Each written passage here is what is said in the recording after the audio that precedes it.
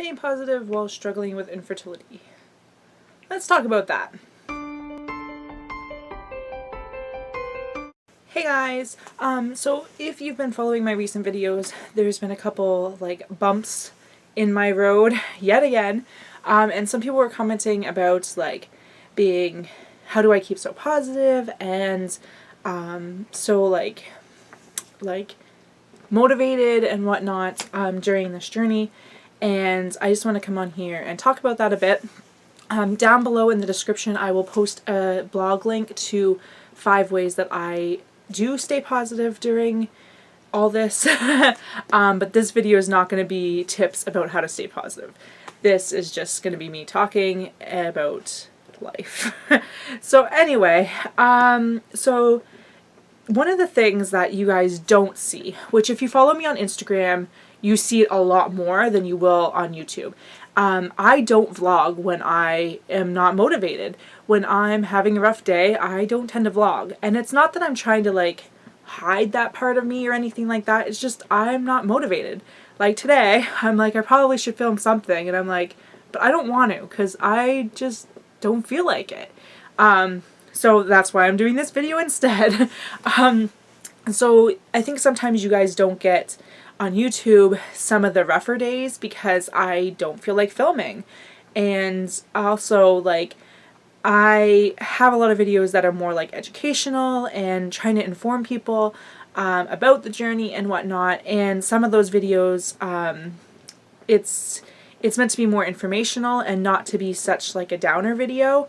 To try to give hope to other people that there might be a light at the end of the tunnel. For me, this journey is more like a roller coaster. I will have days where I am so incredibly optimistic, so full of hope, and I'm like, this is gonna work, or that's gonna work, or this is what I'm gonna do, and then other days where I'm just like hopeless.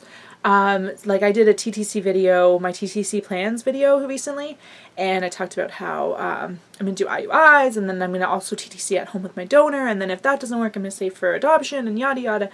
But then like yesterday, I was feeling so discouraged with knowing how difficult the adoption process is, and thinking, okay, well this is going to cost me so much money, and how depressing that is. And then on top of that, to have the intrusiveness again, like home studies are not fun, people. Like home studies are horrible. They go through like, they rip apart your life and any little impurity they pick at. And it's just not one of those things it's an interrogation is how I feel.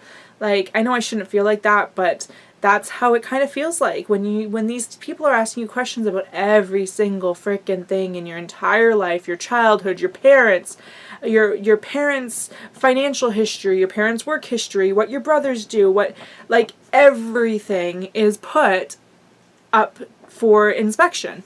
It's not just your home.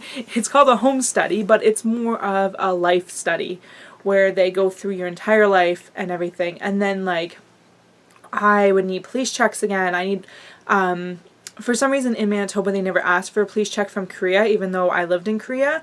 But now in Ontario apparently they need that. So now I would have to find a way to get a police check from Korea.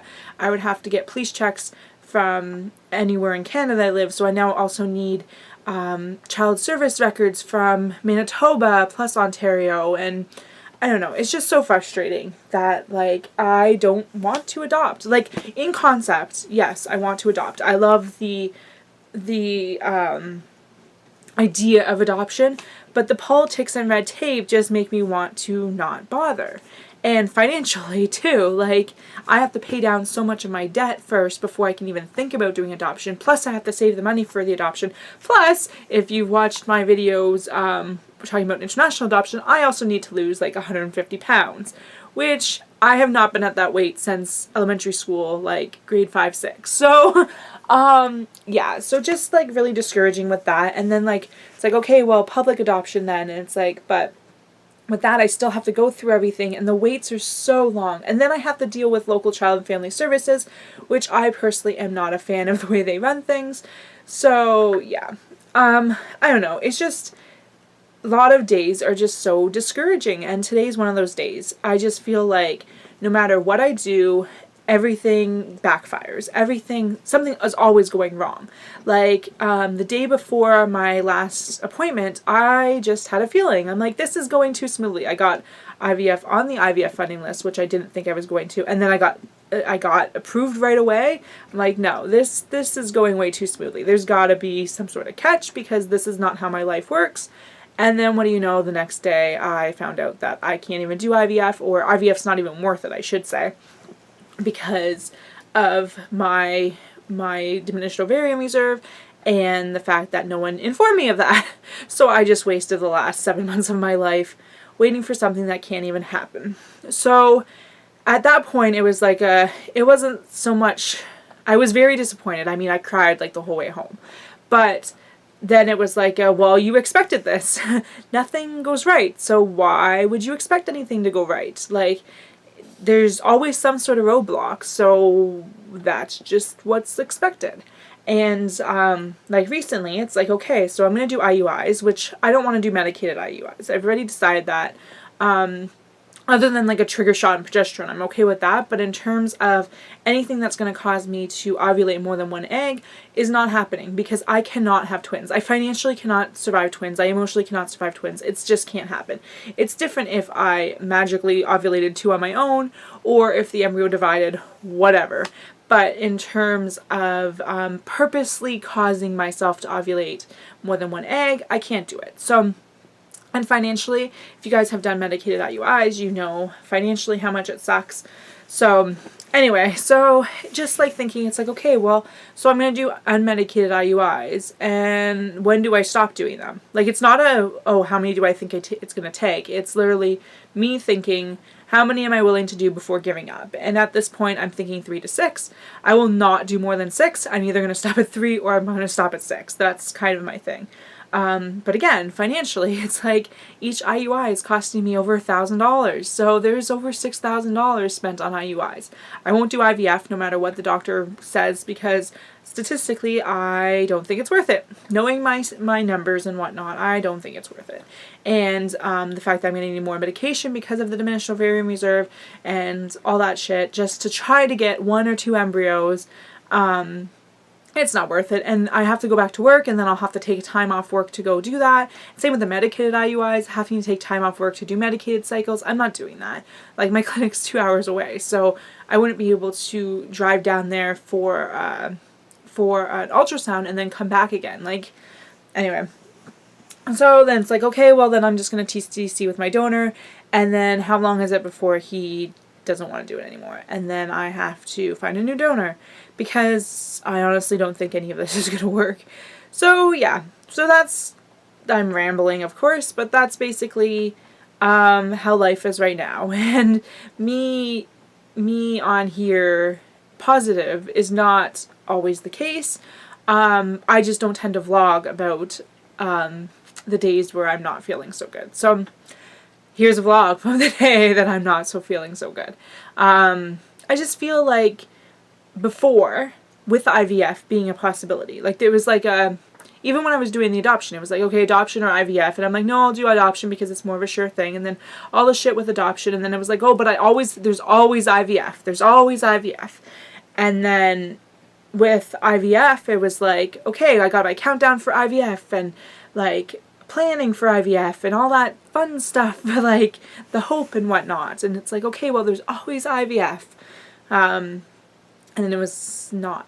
I can't even try IVF because it's not worth it. Like, I technically, physically can try to do IVF, but I financially don't think it's worth trying. So, just like, I've always had that, like, oh, there is a finish line. I will get there. It's just a matter of when. And when I do get there, it'll be worth it. And just like yesterday and today has been more like, what if I don't get there? Because once I run out of energy for IUIs and doing the donor inseminations at home, like, there's going to be a point where I'm just done. I mean, I've hit that before and then just kind of circled back around to it. But there's going to come a point where I am done. And then, okay, when I am done, what then? Like, I think it's different for couples to decide to become childless because they have each other. But for someone who's single, who's always wanted to be a mother their entire life, to then go, okay, like, call it quits, and that's the end of it, it's just totally different. And especially before I went through all the adoption stuff, I always had that in the back of my mind too. Oh, well, if all this doesn't work, I always have adoption. I always have adoption. But in reality, I don't, because international adoption is so expensive and so difficult. And then even domestic adoption, the system is just so broken, so broken. And sure, I could do private adoption and try to wait it out, but again, it's really expensive. Fortunately with that though, the fees are more after the fact than before. Just in my case, it was more expensive because I was doing so many flights and stuff like that because I was living in the middle of nowhere. So yeah, so private adoption would still be an option, but would I want to go through that again with all those birth mothers contact me and then changing their mind and then like the endless wait, so yeah, there's just, I don't know, it's just, I don't think TTCing is going to work. I'm going to do it because I need to, and maybe tomorrow I'm going to be hopeful and be like, yes, it will work. But today's not that day. And then like with the adoption stuff, it's just, I'm so over it. And I feel like my life's just on hold and I'm just waiting. Like 3 years have gone by now of just waiting. So yeah. So how do I stay positive during the struggle of infertility? I don't. I have brief moments of hope followed by longer periods of despair, and then eventually I will get back onto the hopefulness again. It's just a matter of time. It's just a freaking roller coaster. But yeah, so if you want tips on how to stay positive during the struggle with infertility, I will have that blog post down below, because obviously I'm not permanently stuck in this feeling like I'm on a conveyor belt and not getting anywhere and I'm never going to reach the finish line. I'm going to tire myself out well before I get to there. But I don't always feel like that. It's just, when I do feel like that, I don't tend to vlog, which is why you guys don't tend to see it. Like I said, Instagram tends to get more of my negative emotions because it's easier to just post on there when I'm feeling crappy than to come on here and actually sit down and do a vlog and then edit through it and all that stuff. So yeah, so anyway, yeah, so I just wanted to talk to you guys about that and do a vlog on that because yeah, I don't often talk about it. So anyway, thanks for watching. Don't forget to subscribe and give this video a thumbs up.